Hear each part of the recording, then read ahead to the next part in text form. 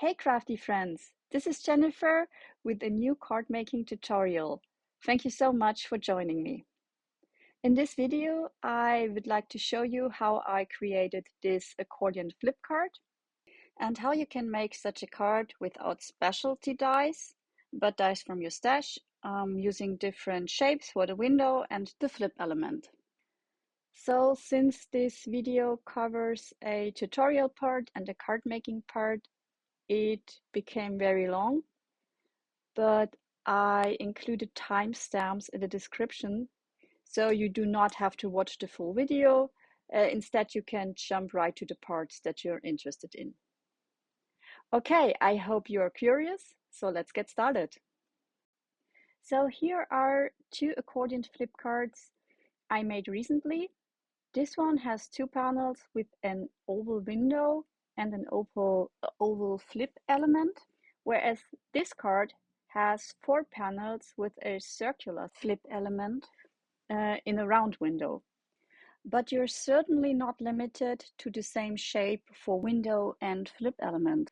For example, here you see two cards with the same circular window, but one has a circular swing element and the other card has a star as a swinging element.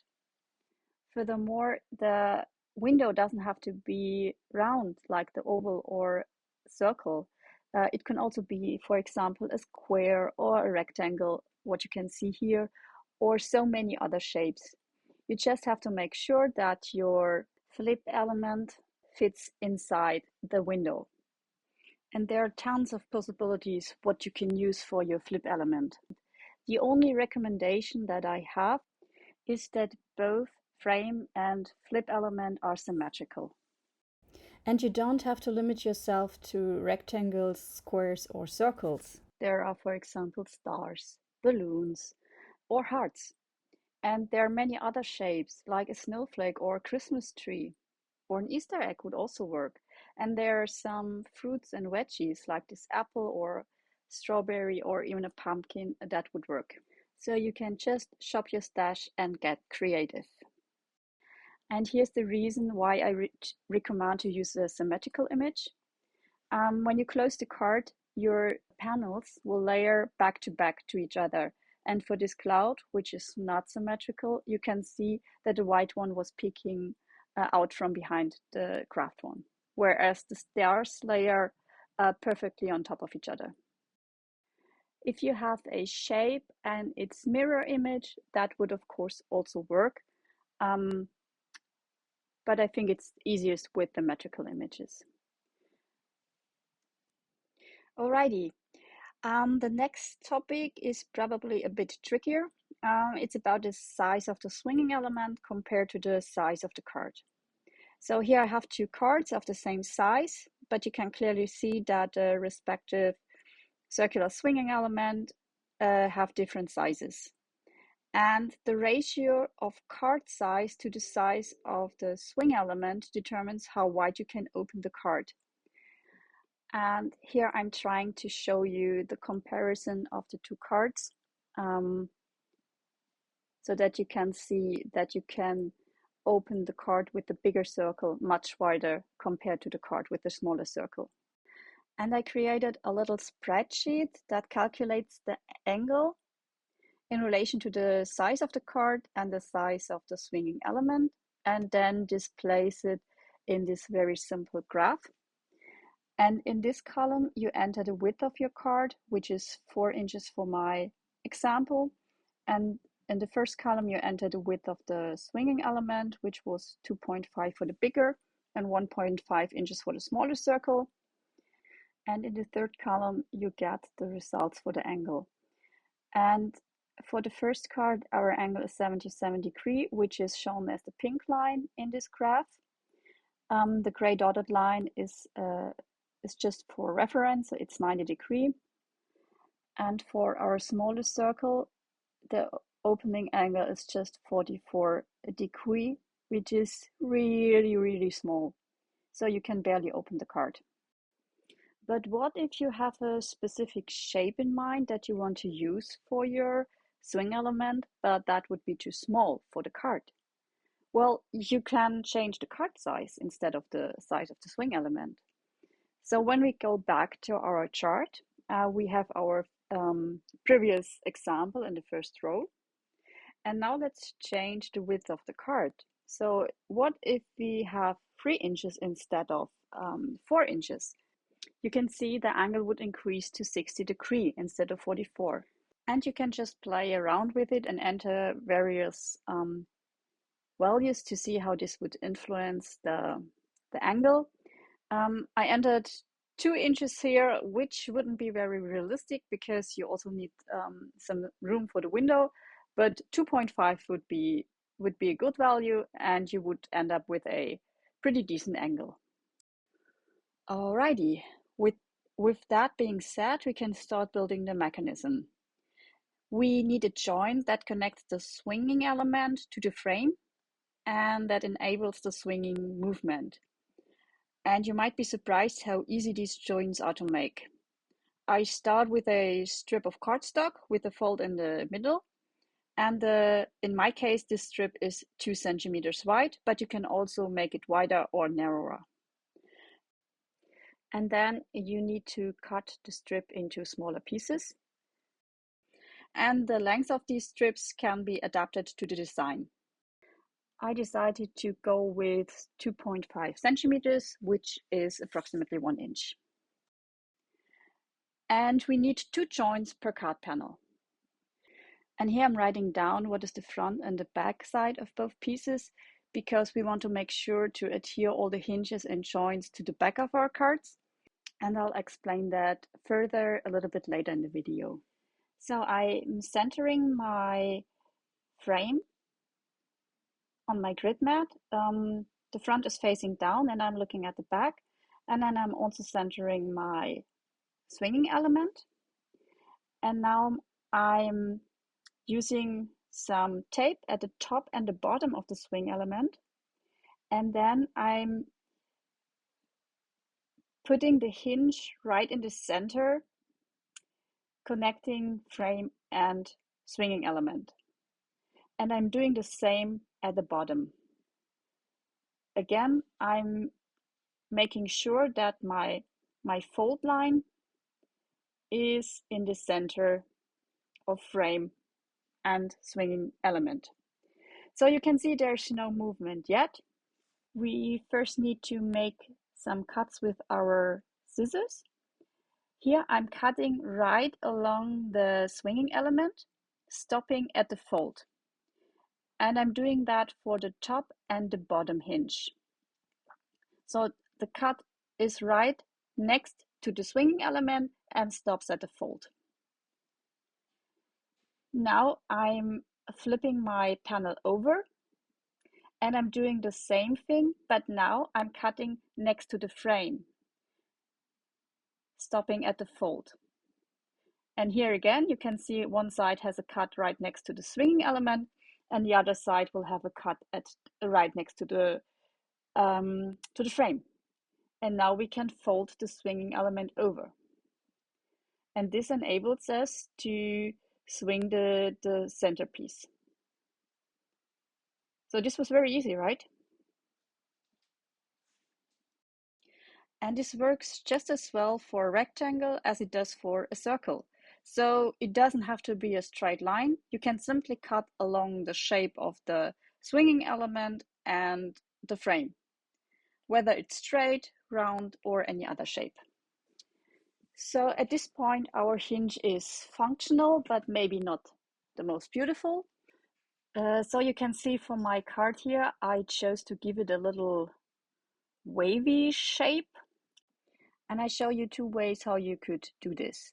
So for the first method, you start at the outer point where the joint is connected to the swing element. So not the side with the slit next to the swing element, the other side. And then you make either a straight or a curvy cut diagonally to the point where the fold line of the joint and the frame meet.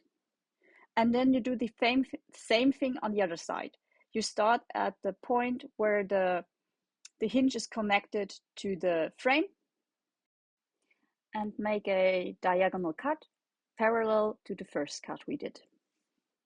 I made a straight cut, but you can also curve it or give it a wavy shape, whatever you like.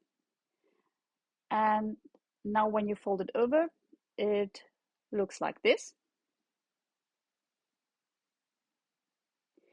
And you can see our joint now looks like a Z.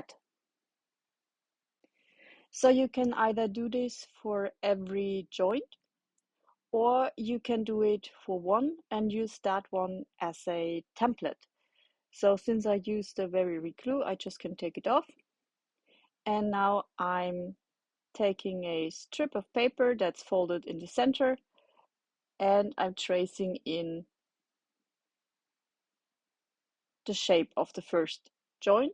And now I can just cut it out with my scissors. And I can repeat this for as many joints as I need. Another way to make the joint is to draw a template first. And to do this, you need to measure the gap between the frame and the swinging element. So let's just pretend it's 1/2 inch. And then you can make the corresponding drawing. So I'm starting here with the Z shape, because this is what you already know, because I used it before.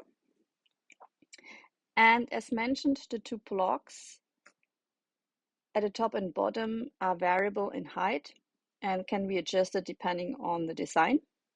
And the area in between must be the same height as the gap. So in my example, it's 1/2 inch.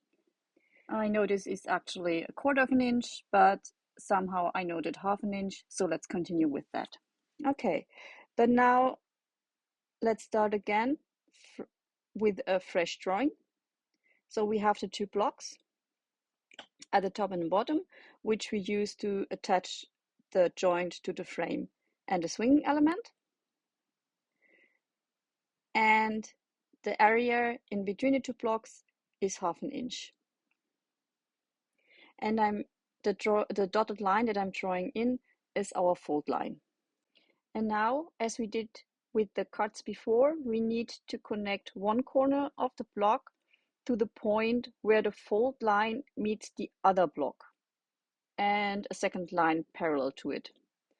And this can take any shape, either a curve or a wave, or whatever else you can think of. And then you cut your template and copy it as many times as you need it. Okay, let's do this again and create a card.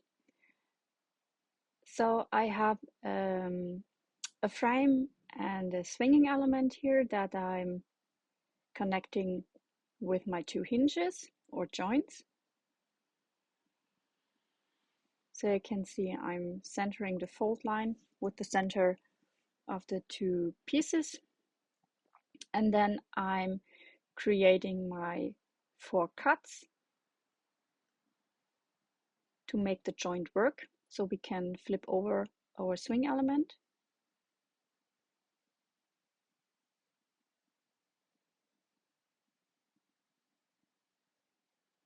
Okay, now I'm doing the ones along the frame, and now I can fold over my circle.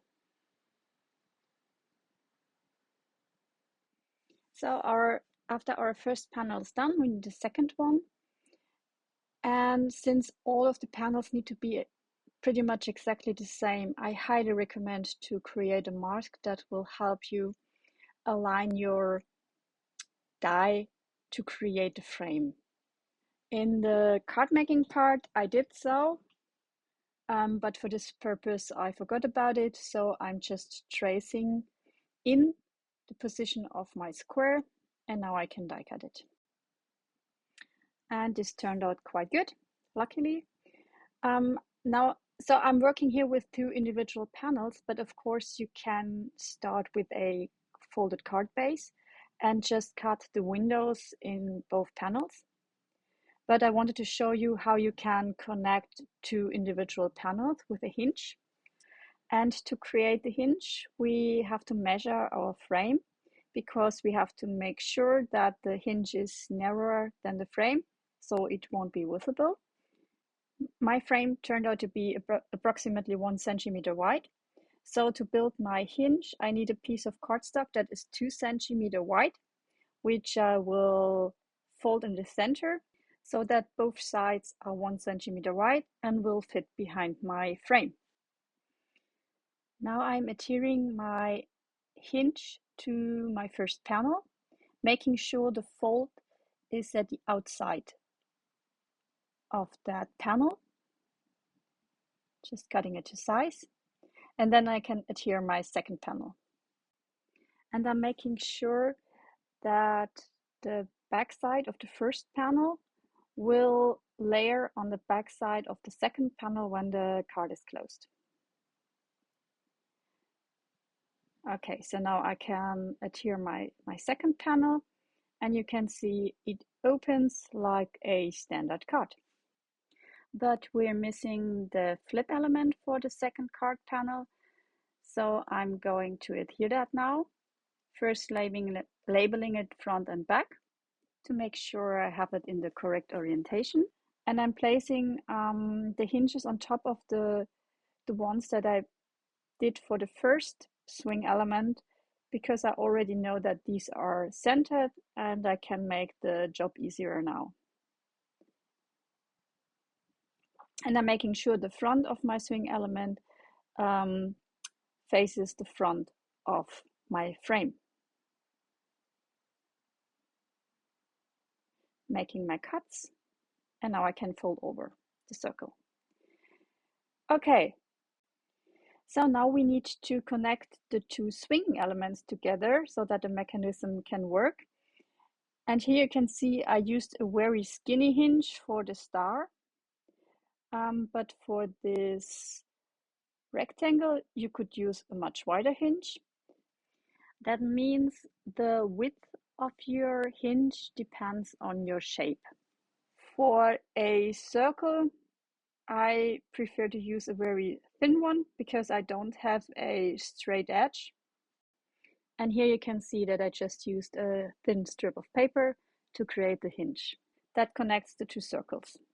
And while I'm making the hinge, I want to mention that you want to do this step, so connecting the two circles, after you've added decorative panels to the backs of all the card panels to cover up all the hinges and joints. Okay, my hinge is done, and we need to connect these 2 points that I just showed, and I'm adhering the hinge to the back of the circle. So I'm starting with my second circle, I'm centering it on my grid mat so I can center my hinge, and I'm using my tape runner on the whole back side of this hinge, adding it right at the edge of my circle, and just closing the card. And picking up the hinge with my other circle, and now when you open it, your mechanism is working. That's it.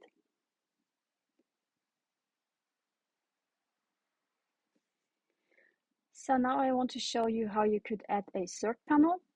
Same thing, you need another card panel and a hinge. And now you want to adhere the hinge to the opposite side of the first hinge. But I unfortunately made a mistake here. So you can see that I'm adhering the hinge to the side of the card that I labeled front. So this is technically not incorrect, but it's very inconvenient. And I'm going to show you why. I labeled the two sides of every card panel with the names front and back because I want to make sure that I put all of the adhesive to the back sides of every panel. So here you can see I added the hinges to the back sides, the joints that connect the swing panels, and also the hinge that connects the two card panels together. Because actually before connecting the two circles together, you would add a decorative panel to this side to cover up all the hinges that we added and to give it a clean look. Because I did one of the hinges on the front side, you would have to put a decorative piece to this side as well, which is just inconvenient. So it would make much more sense to have the hinge on the same side as all the others, so on the side that is labeled back. And I want to show you how to add a hinge there. So you're putting the adhesive on the inside of the hinge. So for the others, you had it on the outside, but now we need it on the inside. And then we place it on the edge of the back side of this second card panel. Putting it right at the edge, and now we have the two hinges on the same side. And then we just can add some adhesive to the second side of the hinge, place the two panels facing front, and then closing the hinge. And now we are looking at three back sides with the two hinges. And we have an all clean front side. If you are a perfectionist like I am, I have a little tip for you. You can see that the hinge is sticking out a tiny bit. It's not much, but a little bit. And to prevent that, you can cut off a teeny tiny sliver of the edge of your card panel before adhering the hinge. And you have to do that for both sides or for both card panels. So you can see I'm using my paper trimmer and cutting off this tiny strip. I'm repeating that for the other card panel. And then I'm going to adhere the hinge. And this will make sure that the hinge doesn't stick out of the card anymore. But this is optional, it's just for the overthinkers. Okay, back to our card. To complete it, we need to connect the second and third flip element together. So I created a hinge. So it's just a folded strip of cardstock. And our first hinge is in the front. So the second one is on the back of the card. So we always have alternating hinges. And I'm always adhering it to the side labeled back. So all of our adhesive is on the back side. And I started with the last circle, and now I'm folding it over to the second circle, which connects the two and forms our 3-panel accordion flip card. Okay, I think that was enough theory. Let's use what we learned to create this card. I start by creating a template. So I cut the oval that I want to use for my window from thin copy paper and fold it in half lengthwise and widthwise to find the center points. This will help me to center the oval on the front of my card. And I'm also using it to create some tick marks on my die, which will help me to align my die later on the template. I also cut a piece of copy paper to the size of my card panel, which is 4 1/4 by 5.5 inches. And I also fold this rectangle in half in both directions. And now I can align my oval along the fold lines to center it on my rectangle and secure it with a bit of washi. You can see that I aligned all 4 points, and now I can align my die on top of this to create the template for my card panels. And this is the template.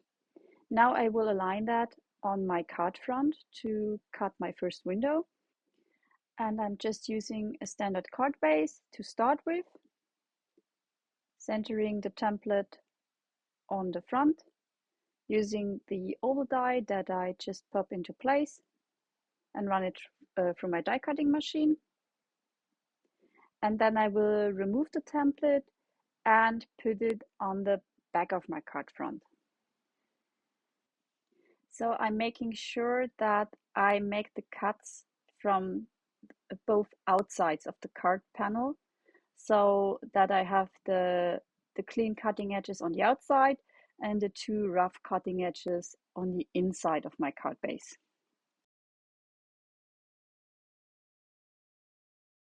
And after I ran that through my die cutting machine, you can see that both windows are perfectly aligned. To create a template for my joints, I measured the gap between window and flip element, which is 1/4 of an inch. And then I made this drawing and created a template according to it.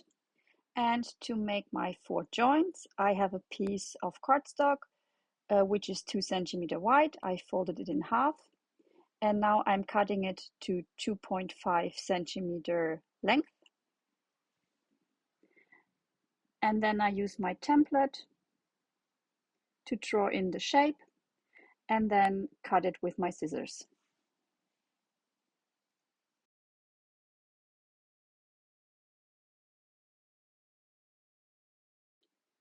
When decorating the flip element and the frame, you should pay attention that your objects may protrude over the edge of the flip element, for example, but not so far that they touch the edge of the window, because this would hinder the mechanism.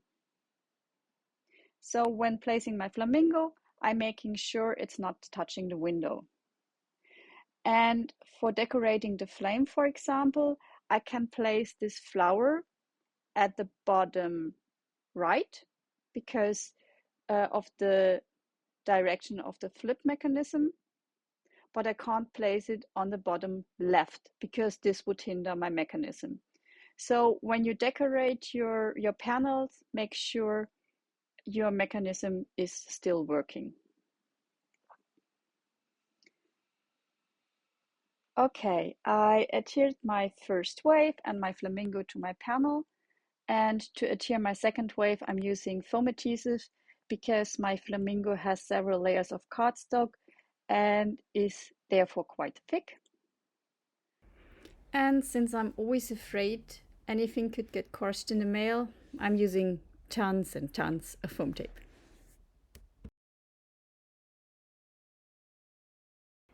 Now I'm working on my second panel, doing the same thing. I have to make sure that the flower won't touch the window, and also the leaves need to stay within the window frame. And I'm creating a beautiful tropical flower cluster.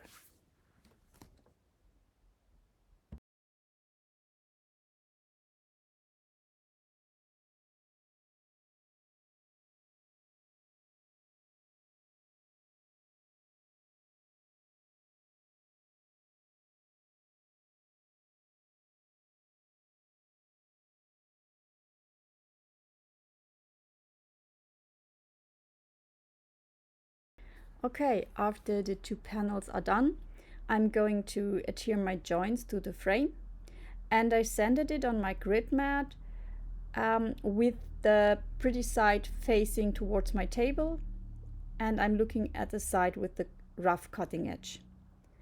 And I'm just adhering the top of the joint because my flip panel is just serving as a guide for the placement, so I'm not adhering this one yet.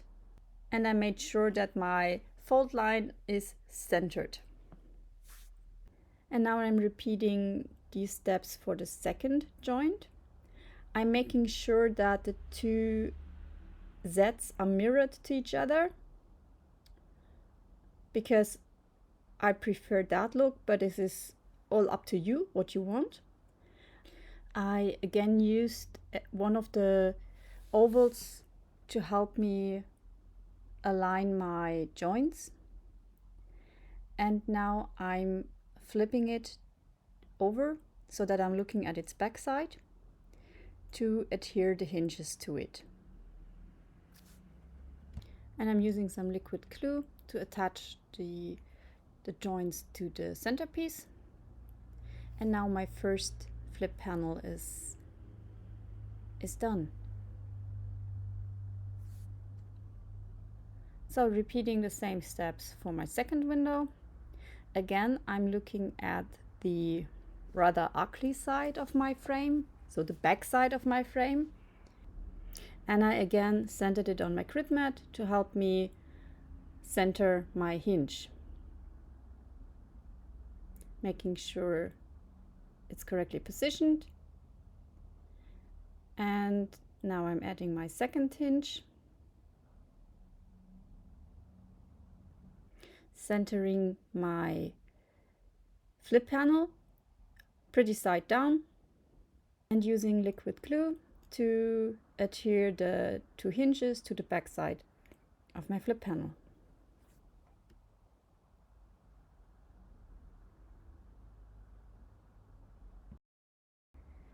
Time to create some decorative panels.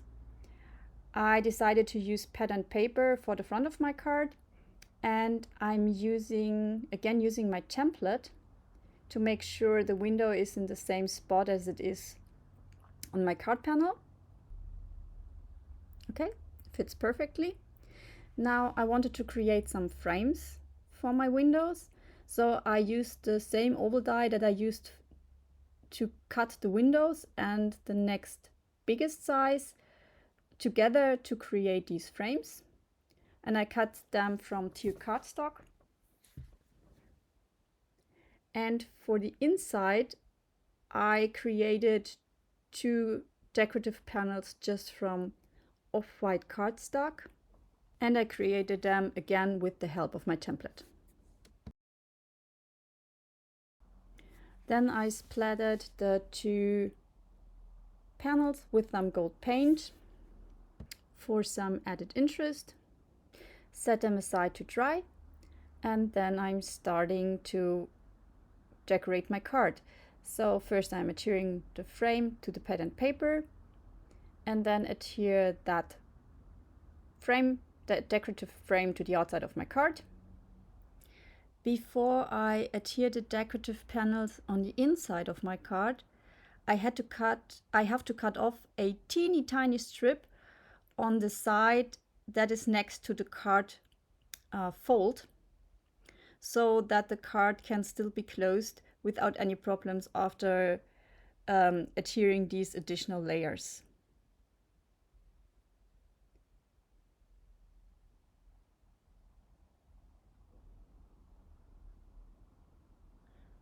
Okay, same thing for the second panel. You can see I'm just cutting off a tiny sliver. For some reason I decided to attach the frame first before attaching the second panel. So I'm using liquid glue to adhere my frame, and then I'm attaching the second panel and also the frame. Now I want to decorate the front of my card a bit more, and I want to adhere this flower. And as mentioned before, I can just put it on the right side, not on the left, because of the movement of the flip panel. So I'm adhering the flower and two leaves. And next we need to connect the two flip panels. So I cut a piece of cardstock that will serve as my hinge. I'm folding it in half. And then I'm noticing that it is a little too wide for the curved edge of this oval. So I'm making it a little narrower. And in case you want to know the measurements, now it's approximately 5/16 of an inch wide. So I'm centering my card to make sure I have the hinge in the center of my flip panel, and use some liquid glue to adhere it and my T ruler to have it straight. Then I apply more glue to the other side of the hinge and just close my card. So the second panel will pick up the other side of the hinge, and our mechanism is all done. Now I need to add a sentiment, and I noticed that I forgot to add the sunglasses to my flamingo. So I'm going to quickly adhere those, and I white heat embossed my sentiment onto teal cardstock strips and adhere them to the open space in my panel. And the last thing I need to do is to cover the back of my two flip elements with 2 additional die cuts, and that finishes the card. Okay, that's it. We made it. I thank you so much for watching this rather long video, and I really hope you enjoyed it. I hope I was able to explain everything well and that this tutorial was helpful to you. If so, I would really appreciate if you could give this video a like, so that YouTube might suggest it to other crafters who then could also benefit from it. I wish you a wonderful day, and I hope to see you again next time. Bye bye!